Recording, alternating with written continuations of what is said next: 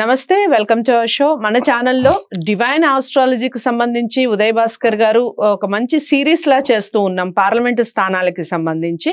అలాగే ఆ పార్లమెంటు స్థానాల్లో ఉన్న నియోజకవర్గాల వారీగా కూడా ఎన్ని సీట్లు ఎవరు గెలుస్తారు అన్న విషయాన్ని క్లారిటీగా చెప్తున్నారు విత్ మెజారిటీ. సో తప్పకుండా వీడియోని స్కిప్ చేయకుండా చూడండి. ఉదయ్ భాస్కర్ గారు ఎవరికి ఎక్కువగా మెజారిటీ ఇస్తున్నారు, తన ఆస్ట్రాలజీకి సంబంధించి మాత్రమే చెప్తున్నారు. ఆయన గత వీడియోలో కూడా చెప్పున్నారు, ఏ ఒక్కరికి సపోర్ట్ అని కాదు, నా పరిజ్ఞానం మేరకు అని.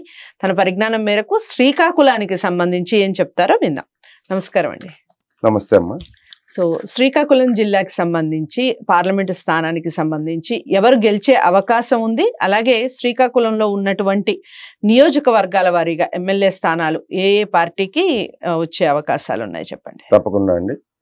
శ్రీకాకుళం పార్లమెంటు స్థానంలో పోటీ చేసే ప్రధాన పార్టీ అభ్యర్థుల్లో ఇక్కడ శ్రీకాకుళం పార్లమెంటుకి టీడీపీ, జనసేన, బీజేపీ కూటమికే అవకాశాలు ఉన్నాయి. అది కూడా 45,000 పైగా కూటమి అభ్యర్థి పార్లమెంటుకి తప్పకుండా గెలుస్తాడు. ఇక రెండోది, ఈ శ్రీకాకుళం పార్లమెంట్లో ఉన్న నియోజకవర్గాలు, ఎమ్మెల్యే నియోజకవర్గాల్లో ఆముదాల వలస ఎమ్మెల్యేగా 6,200 ఓట్లతో వైసీపీ గెలిచే అవకాశాలు ఉన్నాయి. రెండోది, ఇచ్చాపురం అసెంబ్లీ నియోజకవర్గంలో 7,300 ఓట్లతో కూటమి అభ్యర్థి గెలిచే అవకాశాలు ఉన్నాయి. అలాగే టెక్కలి అసెంబ్లీ నియోజకవర్గంలో కూడా 7,000 పైచీలకు ఓట్లతో కూటమి గెలిచే అవకాశం ఉంది. నరసన్నపేట ఒక 5,000 మెజార్టీతో వైసీపీ గెలిచే అవకాశం ఉంది. ఇంకా పలాస 10,100 ఓట్లతో కూటమి గెలిచే అభ్యర్థులు గెలిచే అవకాశం ఉంది.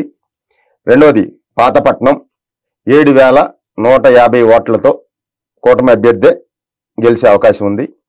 ఇక ఏడోది అయినటువంటి శ్రీకాకుళం 7,230 ఓట్ల వరకు వచ్చి వైసీపీ అభ్యర్థి గెలిచే అవకాశం ఉంది.